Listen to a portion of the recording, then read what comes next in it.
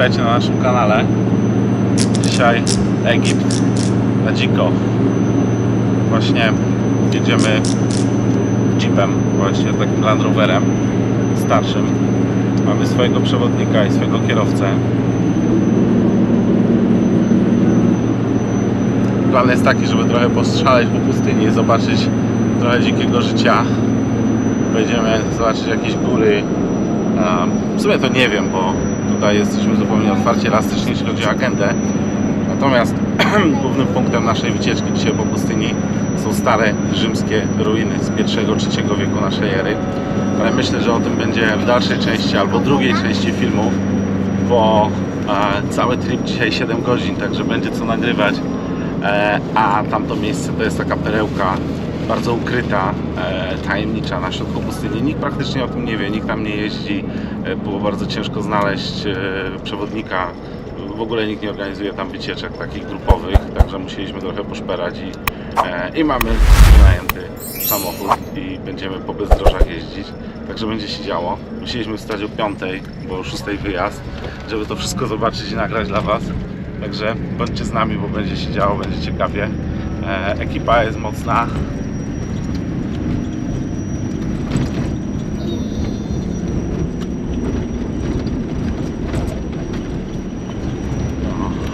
Już trochę trzęsie.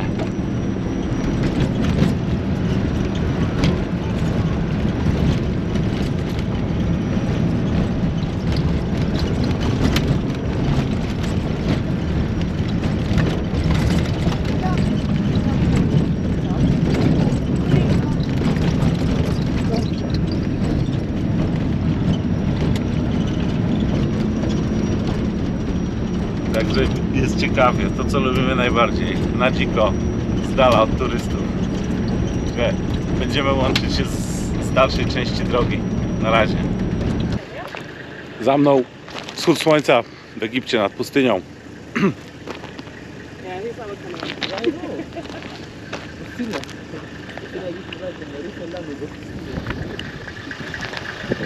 Także czasem warto wstać o 5 rano, żeby zobaczyć coś takiego.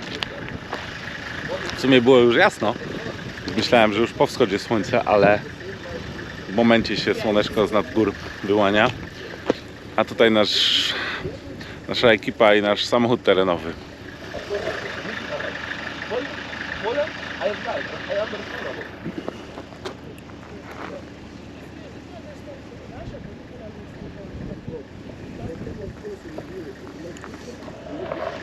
I to właśnie chcieliśmy zobaczyć. Dzikie życie. Coś poza głównym mainstreamem. A słonko już wschodzi.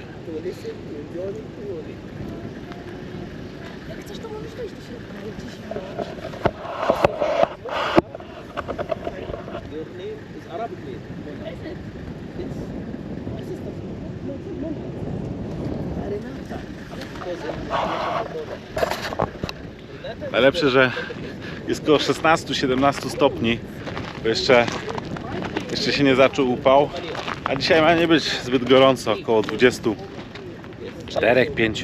no ale zobaczymy, wiadomo, że na Saharze będzie to bardziej odczuwalne. Dobra, ale tyle zachwytów, jedziemy dalej.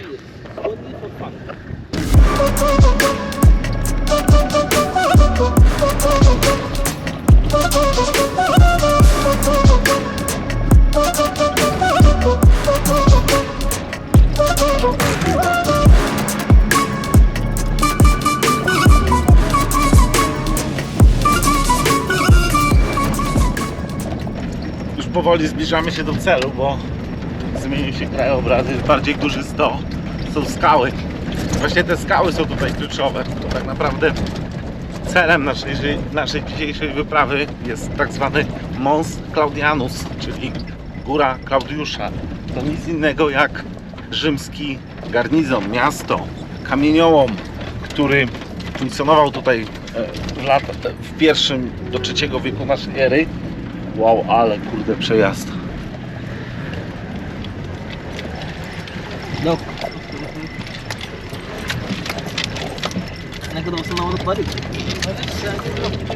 O, aż się zrobiło się bardziej offroadowo. O co chodzi? Jest to kamieniołom, który funkcjonował w pierwszym do III wieku naszej ery. Nazwę zawdzięcza cesarzowi Klaudiuszowi. Chodzi o to, że on pierwszy zaczął wydobywać tutaj, znaczy nakazał wydobywanie tak zwanego szarego granitu, który był bardzo cennym materiałem, budulcem do wszystkich świątyń, willi, jakichś takich imperialnych, carskich budowy. Także ten kamieniołom to tak naprawdę było miasto, garnizon, tutaj stacjonowali żołnierze. Ja o tym opowiem więcej na miejscu, bo teraz jest strasznie głośno.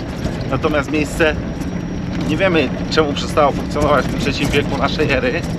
Zostało znalezione dopiero przez Brytyjczyków w 1823 roku, czyli 200 lat temu.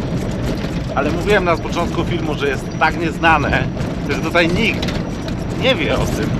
Jest to kilkadziesiąt kilometrów od centrum Hurgady, środek pustyni, wśród skał. Nikt tutaj nie organizuje wycieczek.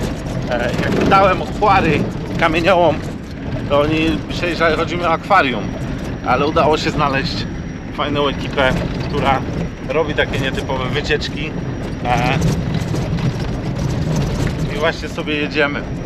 Także myślę, że połączymy się już jak wysiądziemy z samochodu i zobaczycie to miejsce, bo jest to perełka, jest to po prostu coś, co sobie tak leży, nikt tam nie chodzi. Oni mówią, że ostatnią ekipę jaką tam wieźli to było rok temu, że nikt o to w ogóle nie pyta, także będzie dziko. Fajnie, takie miejsce jakie lubimy. Zostańcie z nami.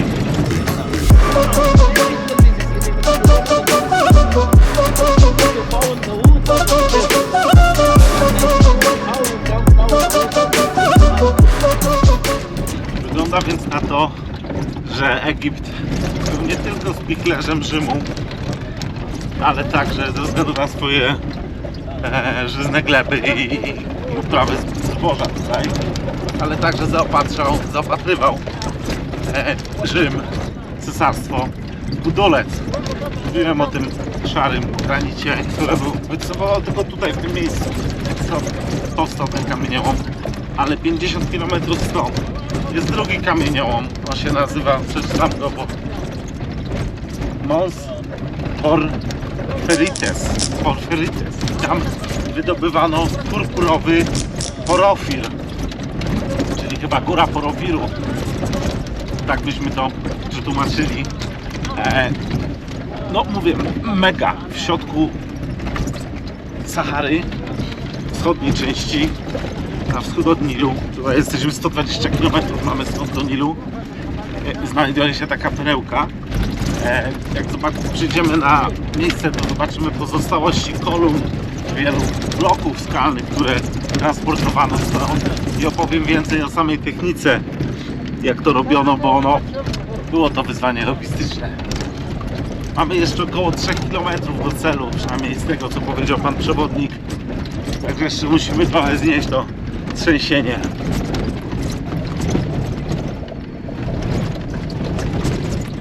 Hola!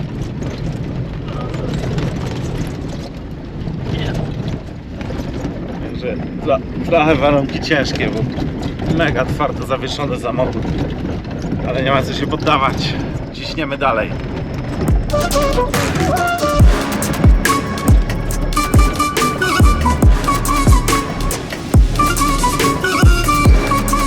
The pyramids, look the stele, look the temples, Pharaoh and Rumelia. Different completely. Jesteśmy na pierwszym stanowisku. Tutaj przewodnik nam mówi, że gdzie wydobywano ten granit, widać potężny blok kamienia, jeszcze z czasów rzymskich, wyciosany. W trakcie ciosania. Yeah, they will never forget this block.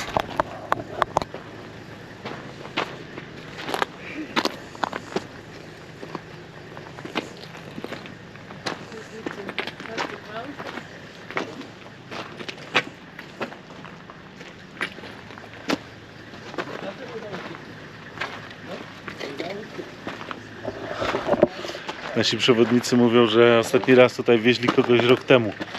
To jest tak słabo uczęszczane miejsce, nieznane.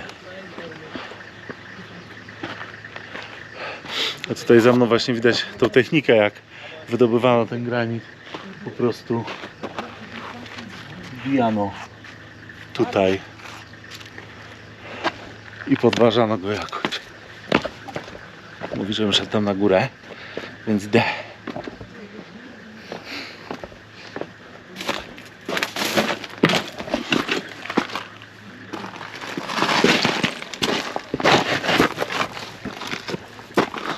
O wow.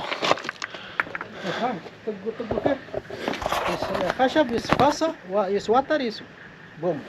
Yeah, the wood, water, خشب hashab. خشب حطه كده كده يصبوا ميه وتر كده حطوا كده Okej. طيب طيب طيب Niesamowite. Well preserved. Jest niesamowite, to ma prawie 2000 lat. A zobaczcie, to wygląda, jakby ci robotnicy stąd wczoraj wyszli i zostawili. Brakuje tylko narzędzi pracy.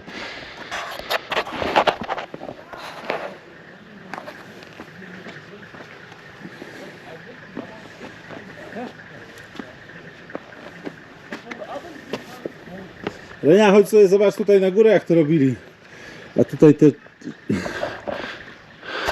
te żłobienia za mną to jeszcze pewno niewykończone. To mieli tak wyciosać po prostu na mniejsze fragmenty i ten jest najlepiej zachowany. Zobacz sobie, Renia, jak to jest zachowane, te miejsca po tych klinach.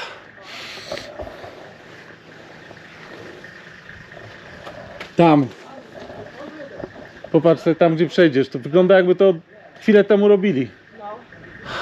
Ja mówię, to ma 2000 lat, ale jest tak zachowana, aż prawdopodobnie no, granit bardzo twardy, więc też tutaj nie pada, nie ma jakiejś takiej erozji strasznej, ale no to pokazuje, jak mieli to wszystko tutaj wyciosać. I tutaj sobie zobacz.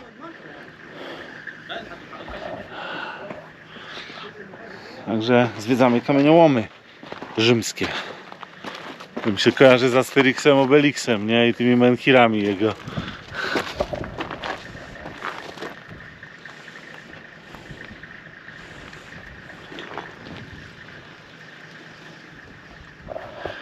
Jesteśmy na środku pustyni. Dobra, wracam do jeepa i jedziemy dalej, bo to jest przedsmak. Że pierwsze stanowisko mamy za sobą. A teraz dojeżdżamy do głównych ruin, bo tak naprawdę ten granit wydobywali tutaj wokoło, ale centrum to był garnizon, miasto. Ja później powiem więcej o życiu tutaj, natomiast o co chodziło, że ten kamień był tak pożądany, że do tej pory go można znaleźć w Rzymie czy w pozostałościach Cesarstwa Rzymskiego. On na przykład, mówiłem o tym, że podczas przebudowy Panteonu 12 kolumn 12-metrowych o średnicy 1,5 metra, stąd było właśnie wydobytych. Taka kolumna bagatela ważyła 60 ton.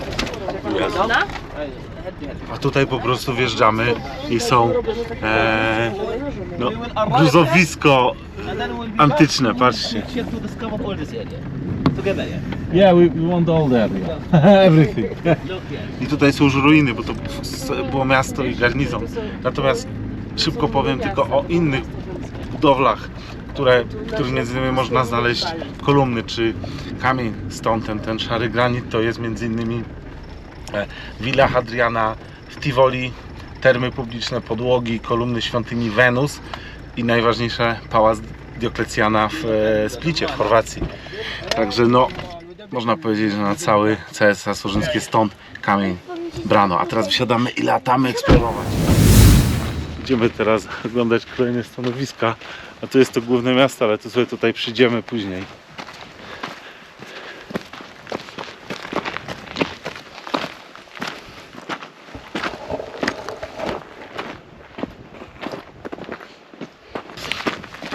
A główny kamieniołom jest po drugiej stronie górki. I'd like to see the two person discovering this area. W końcu się trochę ruszyliśmy z tego samochodu.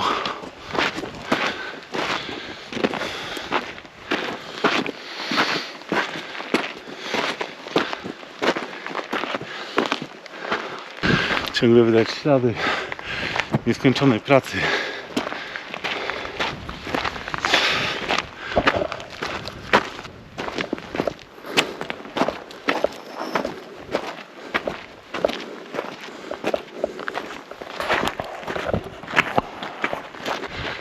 Tysiąc osób tutaj pracowało, żyło.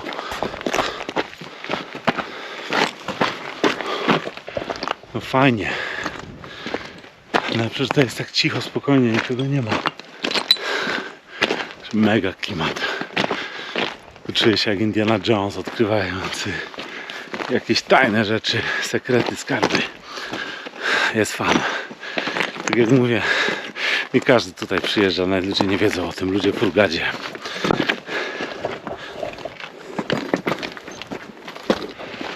O, więcej spinaczki.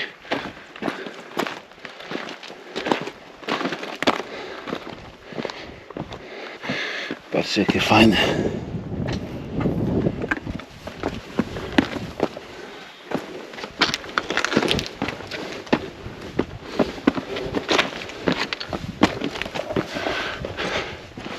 No, całkiem wysoko idziemy.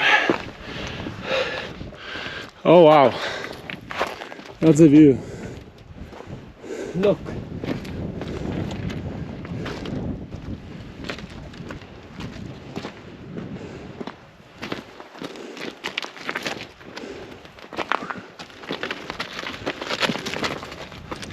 A nasze miasteczko tam w dali. This is the point. So this is the main quarry, right? Yes, look.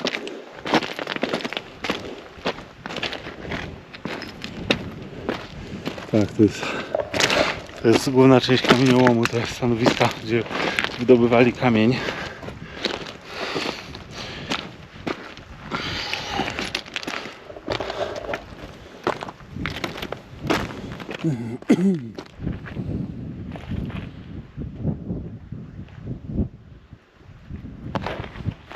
Okay, let's go down. No i to jest najpiękniejszy widok na to miasto. Dobra, odszedłem trochę od nich. Mówię, taka nietypowa eksploracja, bo oczywiście przygotowałem się merytorycznie do tego tripu, ale i tak jest tutaj dużo rzeczy, o których nie wiedziałem. Pan przewodnik nam pokazywał. Przed chwilą byliśmy na samej górze, żeby zobaczyć widoki, pewne stanowiska, stamtąd transportowano kamienie. W ogóle pojedziemy zobaczyć jeszcze jakieś opuszczone miasto rzymskie, o którym w ogóle go nie ma na mapie, a nikt chyba o nim nie wie. Ja o nim nie wiedziałem, więc no, a zrobiłem dość porządny research. Natomiast o co chodzi z tymi ruinami tutaj? Ja już mówiłem, że ten Mons Claudianus, jeden z dwóch tutaj kamieniołomów. Natomiast znaleziono tutaj po prostu rzadki kamień. Ten szary granit, który był tak pożądany w Rzymie, wykorzystany do budowy świątyń, ale też pewno do jakichś posadzek, do nie wiem, ścian, do dekoracji. Głównie kolumny.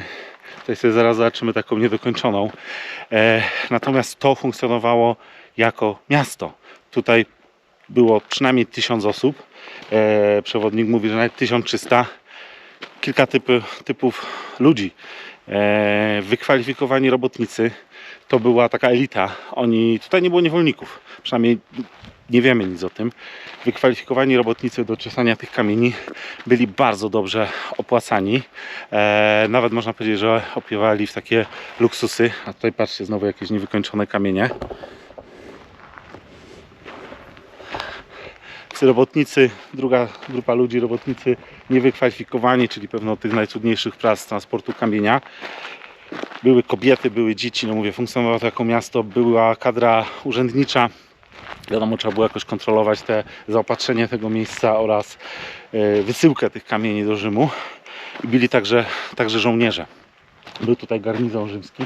Zresztą to miasto ma charakter warowny. Tam, gdzie staliśmy przy jeepie, jest coś na zasadzie takiej wieży, a to wygląda jak po prostu mury i nie widać tutaj wejść, więc to miało charakter obronny.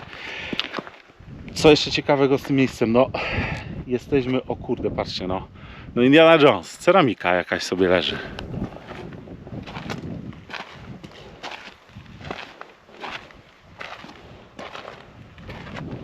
Jaka bagatelka, prawie 2000 lat. A tutaj obok mnie kolumna nie do końca wycięta, pozostawiona. Nie wiadomo czemu. To miejsce znika z kart historii w III wieku. Nie wiem, jakiś najazd, katastrofa, nie wiem, czy przestało się to opłacać. Prawdopodobnie ekonomiczne jakieś przesłanki.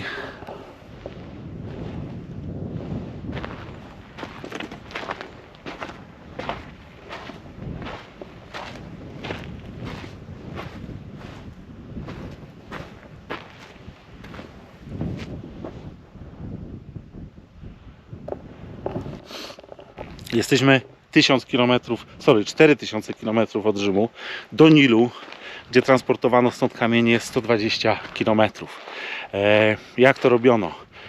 Są wzmianki o wozach 4-osiowych i 12-osiowych, końmi, mułami, siłą rąk ludzkich przenoszono stąd te kamienie. Co ciekawe, na całej drodze stąd do Nilu istniało coś na zasadzie jakichś takich przystanków, moteli, gdzie ci po prostu robotnicy czy załoga transportowa mogła sobie po prostu odpocząć, zmienić konie. To też chodziło, że co ileś kilometrów musieli te konie zmieniać, bo one tak się męczyły.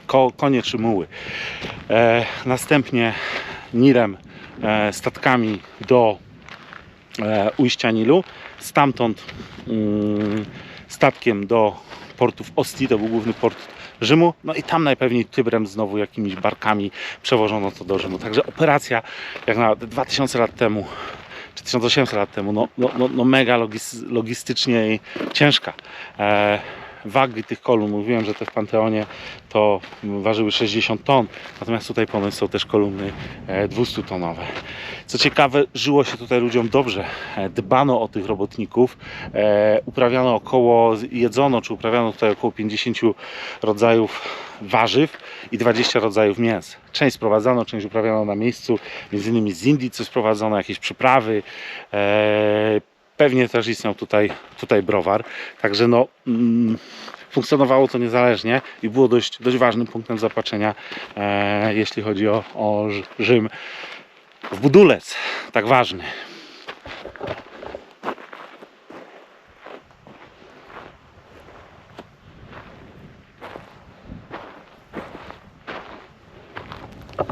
No i tu wszędzie takie rozrzucone, no mówię, takie, mi to przypomina część miast, jakich antycznych, też greckich, rzymskich, jakie robiliśmy w Turcji. Zresztą wrzucę jakiegoś linka do 1 czy 2 filmów, czy gdzieś tutaj pojawią, bo nam też w pewnym momencie zwiedzaliśmy takie miasto zupełnie opuszczone, Agrapolis, już nie pamiętam jak się nazywa, ale wrzucę linka tutaj. A jeszcze był początek naszego kanału i starsza kamera, także, ale naprawdę też mega eksploracja, bo jest tutaj cisza, spokój, nie ma nikogo. Jesteśmy około 50-60 km od Hurgady. Jakbyśmy się tutaj rozbili, no, moglibyśmy nie przeżyć tego, prawda? Bo bez wody na piechotę byśmy raczej nie doszli. Na szczęście nie ma takiego upału, może jest ze 20 stopni i lekki wiaterek. A tutaj kolejna podstawa, to jest chyba podstawa kolumny.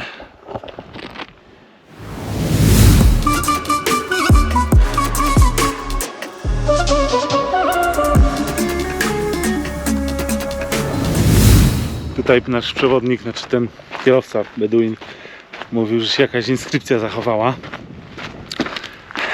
A ja sobie wchodzę zwiedzić pierwsze kwatery. Z tego co mówił, to było biuro, czyli zarządca tego terenu.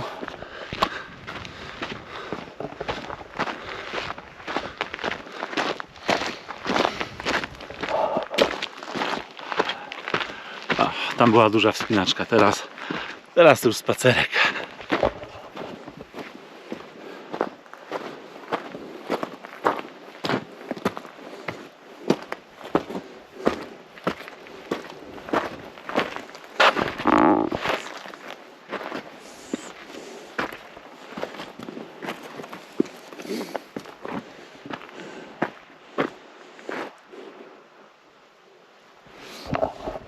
No tak to wygląda. No jaram się jak dziecko. Po prostu najlepszy trip tutaj do tej pory. I znowu jakieś inskrypcje na kolumnach.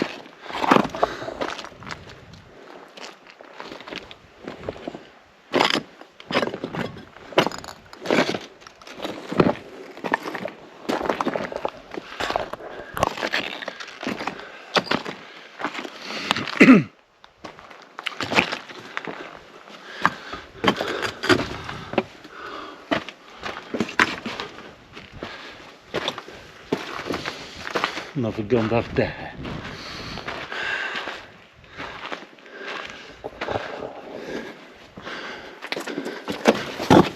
O kurde, można się zabić.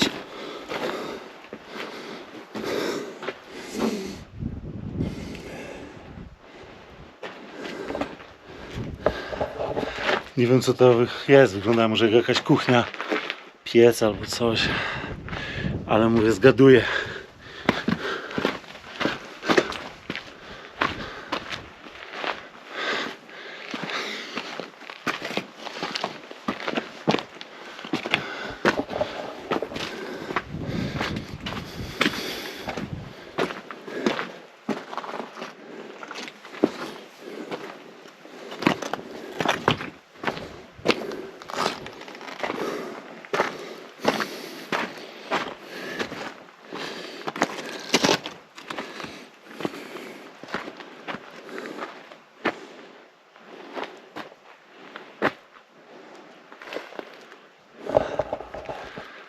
No robi robotę.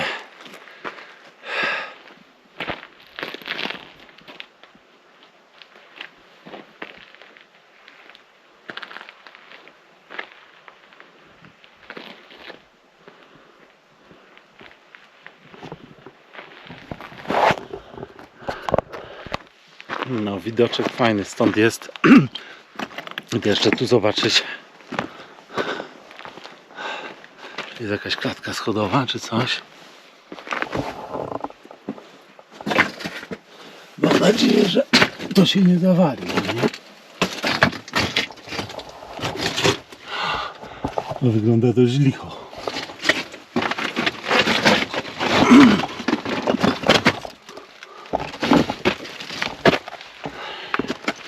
No ale trochę przygody musi być na naszych eksploracjach. Nie może być nudno.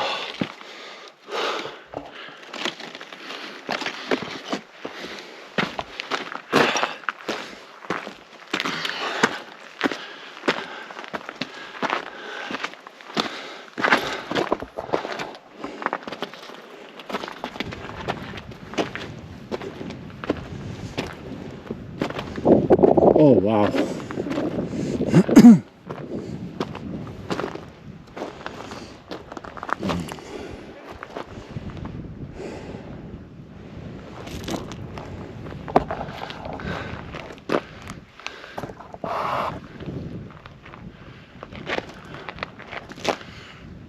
A człowiek czuje, że żyje w takich miejscach.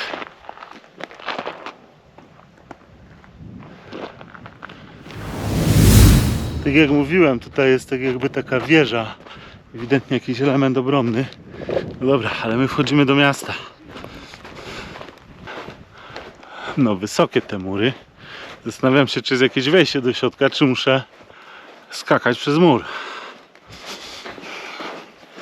W sumie nie ma ochrony, więc można.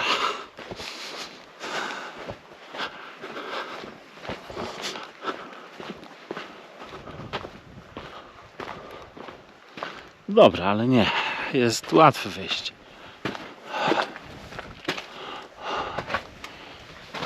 Oj, szanowni państwo, jesteśmy w środku rzymskiego miasta. Prawdopodobnie idziemy główną ulicą.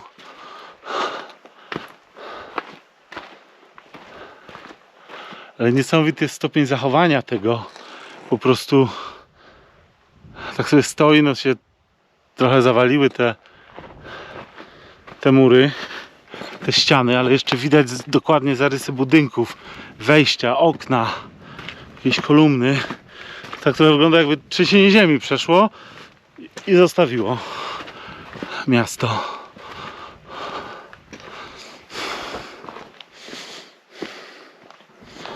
A co jest tutaj?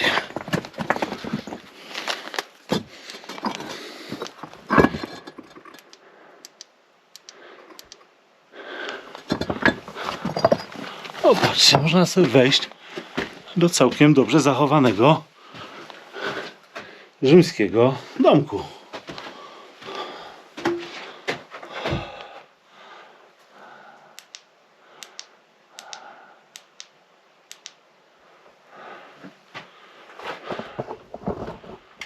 Ale czadzik.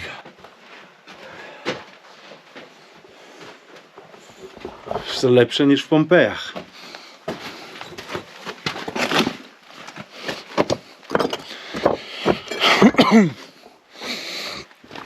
Uwaga na głowy.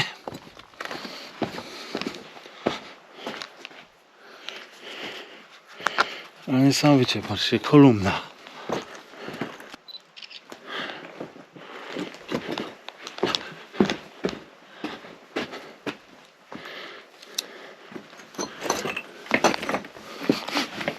Dobra, tutaj nie.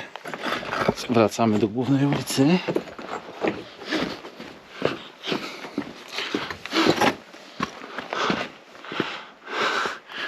Niesamowite.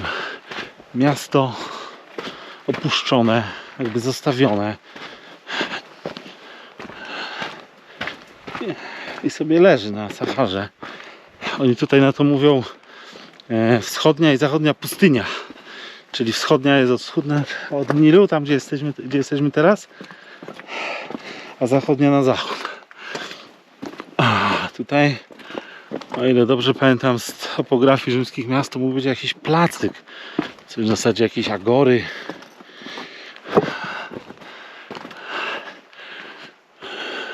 Bo wszystkie te miasta rzymskie, większe czy mniejsze, no to były budowane według jakiegoś takiego podobnego modelu, schematu.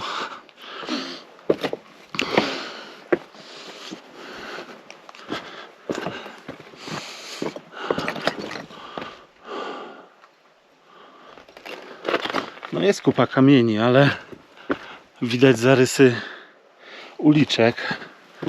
Ci Brytyjczycy, co to odkryli w 1823 roku, wow, jak to musiało wyglądać wtedy. W ogóle to chyba taki raj dla archeologów tutaj. Myślę, że jakby tu pokopać, to można by coś znaleźć.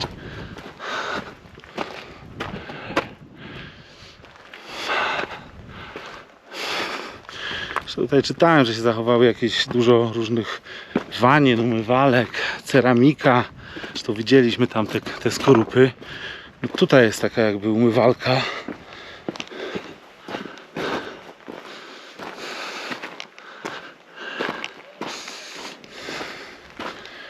Ewidentnie.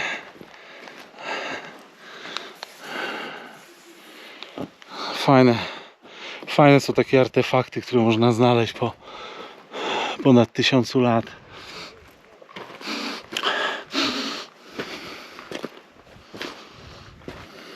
Proszę, jakieś skorupy garków. Okay. Tam była ta wieża.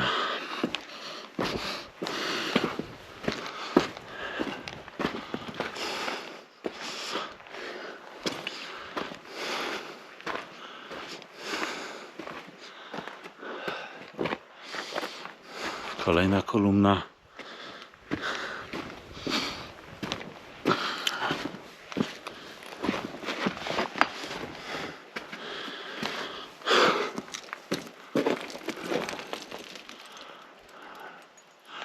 Po prostu mówię, klimat jest jakbym sam to znalazł. Leżące na środku pustyni i po prostu czekające, żeby to odkryć. Jestem na murach obronnych.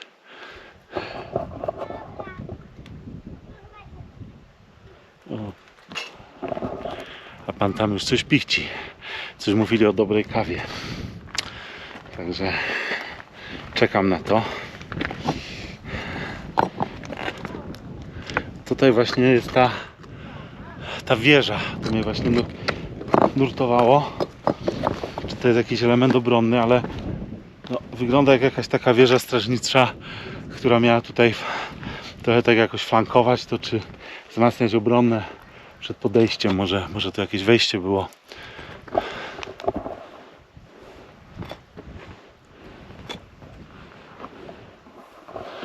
Najlepsze, że chodzę cały czas po ceramice. Ja nie wiem, czy to są dachówki, czy jakieś rury, ale patrzcie sami.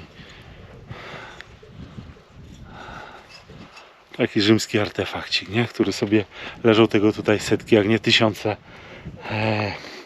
Może rury, może jakieś rury albo dachówki, chociaż to jest takie wygięte. Jakaś ceramika. Odkładam. Ale po prostu mówię, no to jest niezbadane miejsce. Ja, nie znalazłem żadnych opracowań czy badań archeologicznych, które tutaj robiono. Także myślę, że może kiedyś ktoś tutaj coś fajnego znajdzie. Bardziej, że jeśli to było takie ważne miejsce i tętniło tutaj życie, to dużo takich artefaktów można znaleźć. Proszę, jakieś jeszcze ślady z żłobień czy czegoś na kamieniu.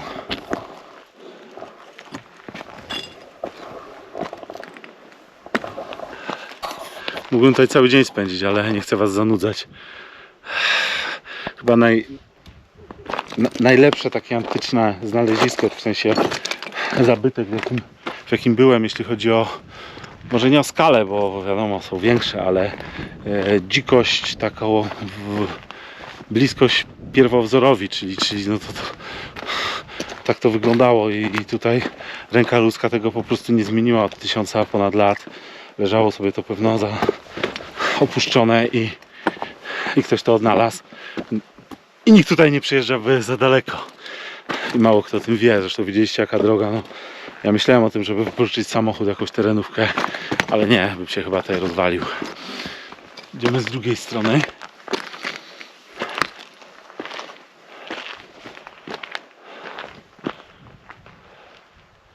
I patrzcie sami, jeszcze te kolumny po prostu stoją, jakieś podpory dachów.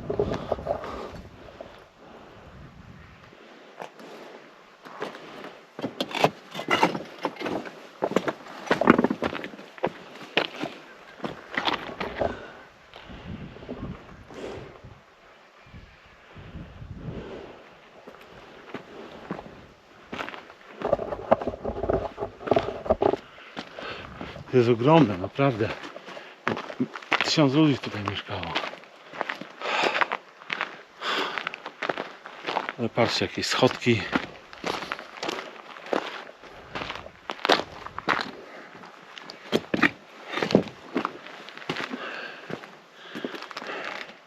To mi wygląda na jakieś ujęcie wody. Jakby jakaś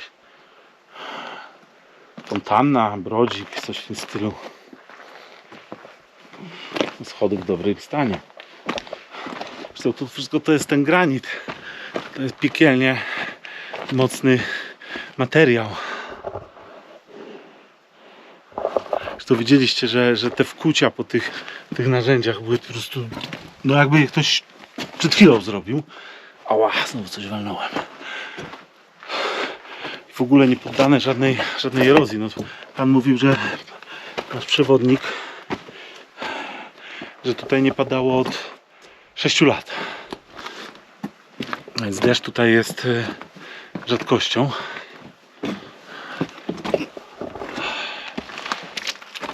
Czy to się nie zawali mi na głowę?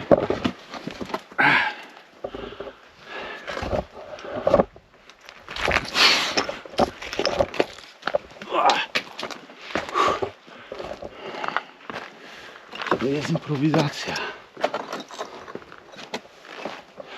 Z takich ze skali jeszcze to na mnie kiedyś Pompeje zrobiły takie ogromne wrażenie, bo też miasto świetnie zakonserwowane, więc chyba tak, Pompeje lepsze, jeśli chodzi, większe, też tam widać te ślady życia, bo wszystko sobie przeleżało pod popiołem, dobrze zakonserwowane, no ale jednak one są turystyczne, tak, mnóstwo ludzi, fajnie to zobaczyć, ale szczerze wolę jechać na środek pustyni i sobie oglądać takie rzeczy samemu, czując się jak odkrywca.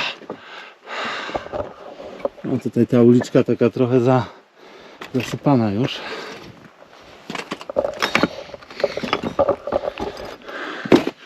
Patrzcie, kolejny domek.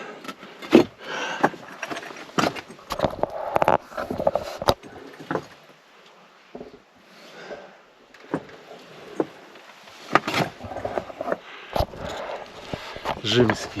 Można sobie wejść. Że taka perła pustyni, można powiedzieć. No, tutaj się już jest gorsza droga, bo jest wszystko zwalone. Ale idziemy dalej dziennie.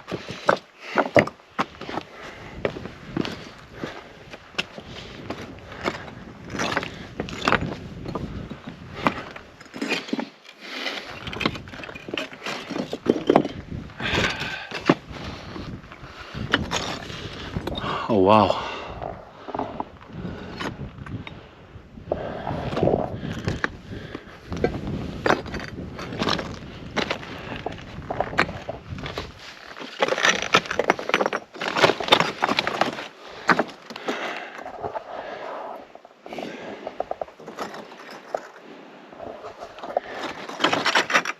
Robi nam to robota. Trzeba uważać, żeby kostki nie skręcić. Dobra, tutaj powoli już wychodzę stąd. Wracam na główną ulicę.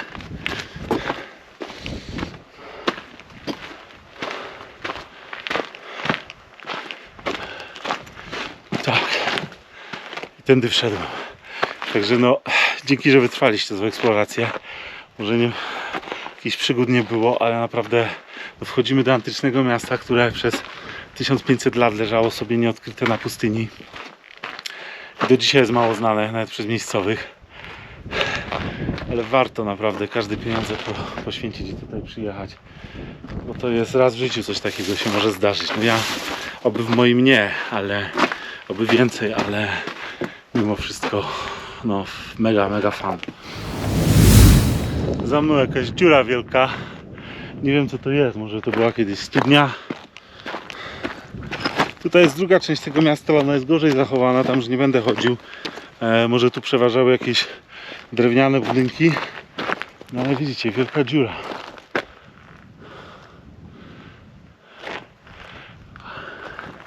A ta część miasta gorzej zachowana jest tutaj.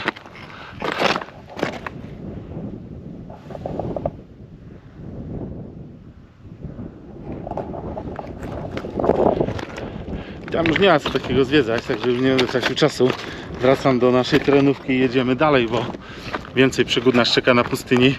Ja jeszcze jednej rzeczy nie wspomniałem, że na przykład dla porównania ta kolumna do Panteonu 12 metrów, tam było 12 takich kolumn, średnica 1,5, waga 60 ton, 3 robotników taką kolumnę wykuwało rok.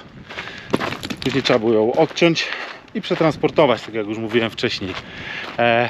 No mieli problem, jak im taki kamień pękł, bo wtedy trzeba było tą pracę zaczynać od nowa. No ale wyobraźcie sobie 3 ludzi przez rok, one job you have i dłubiesz w kamieniu. Także no były ciężkie warunki pracy tutaj, dlatego też dbano o tych ludzi. Zresztą zachowały się takie wzmianki, że takie skargi, że tam nie dowieźli jakiejś pszenicy dla zwierząt, czy jakiejś paszy, ziaren. Ktoś się skarżył, że nie dostał 2 buchenków chleba, także że chyba no, dbano tutaj o to i żyło się tym ludziom dobrze. Pomimo oczywiście ciężkiej pracy. A tutaj miejsce, w którym wchodziliśmy, to zobaczcie, no to jest jak w Pompejach. A to miejsce, w którym wchodziliśmy, i ono nosi ewidentnie takie kształty jakby formy obronnej. Widzicie, to był jakiś taki jakby bastion czy wieża. Pewno tutaj się jakoś wchodziło. Więc ewidentnie forma obronna. Zresztą widzieliście, obeszliśmy całe to miasto i tak naprawdę to jest jedyne wejście. Te mury w tym momencie mają ze 3 metry. Przynajmniej, a pewno kiedyś miały więcej. No tutaj też jest takie coś jakby, ale to chyba nie było wejście. Nic. Powiem wam, że aż mi czasem głos odbiera, bo czuję się jak na tych filmach, nie? Z Indiana Jonesem. Człowiek chodzi i się potyka praktycznie o historię starożytną. Patrzcie, kolejna jakieś naczynie, jakaś umywalka.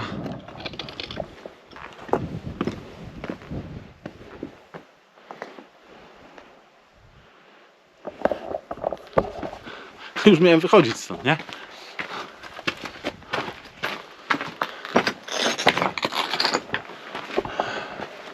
I znowu jakaś dziura w ziemi. To być może była jakaś piwniczka albo coś, bo widzicie, są wykute schody.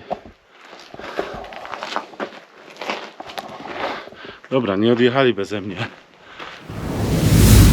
A tu jeszcze taki bonusik, już myślałem, że koniec, A tutaj takie niedokończone kolumny. Także no, nie możemy się uwolnić od Mont Claudianus. Ale to są chyba te, co ważą po 160 ton.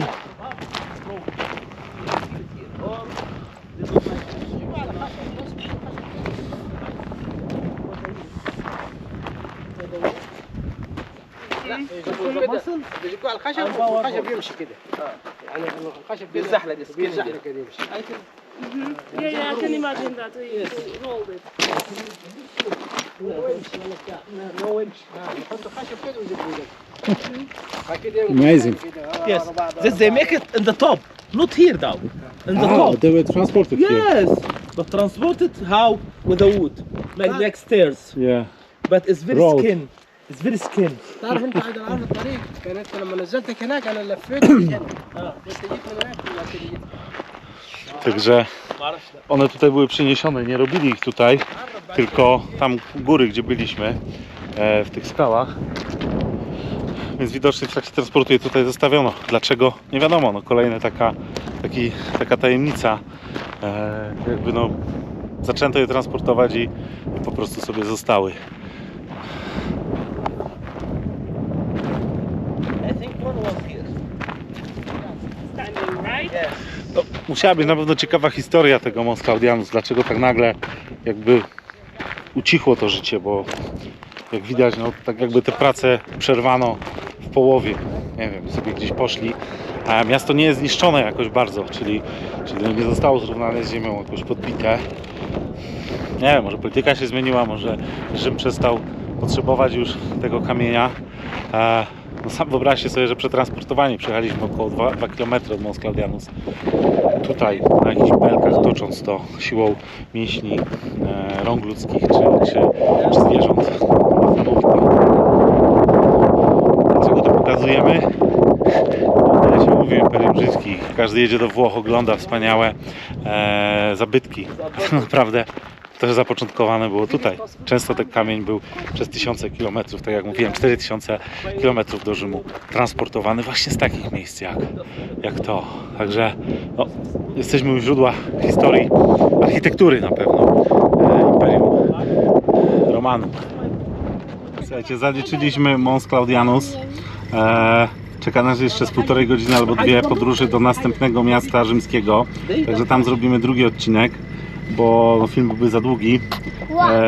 Co ciekawe, miasto jest nieznane, po prostu jest nazwa po grecku, nikt tego nie umie przetłumaczyć. Także jest to Unknown Abandoned City po angielsku, natomiast jedziemy dalej. Zupełnie dzika wycieczka pośrodku niczego, jesteśmy 60 km od Hurgady. Jakbyśmy się tu rozbili, no to byłby duży problem. Ale mówię, no, z dala od tłumów, z dala od głównych atrakcji, od mainstreamu. Także dzięki, że wytrwaliście na tym odcinku. Mam nadzieję, że się podobało. Żegnamy się i widzimy się w sumie za chwilę, ale będzie to kolejny film, bo poświęcimy mu nowy odcinek. Także dzięki, trzymajcie się. Pa!